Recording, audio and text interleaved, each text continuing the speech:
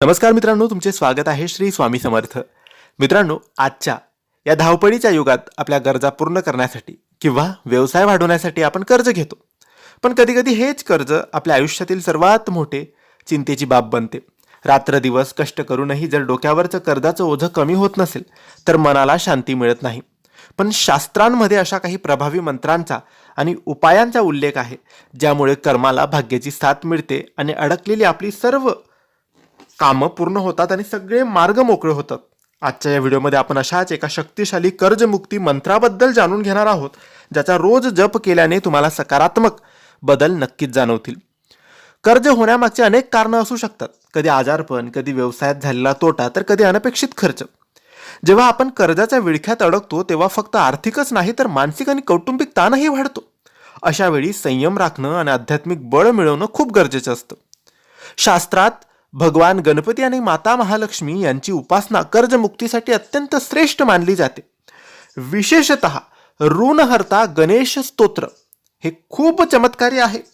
किंवा मित्रांनो, एक मंत्र जो आहे ओम श्रीम ह्रीम क्लीम ग्लोम गम गणपतेय वरवरद सर्व जन्म मे वशमानय स्वाहा.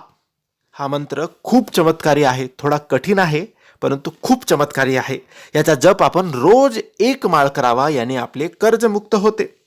आता दररोज सकाळी स्नान करून स्वच्छ वस्त्र परिधान करून आपण देवघरासमोर बसून या मंत्राचा जप 108 वेळेस म्हणजे संपूर्ण एक माळ करायचा आहे.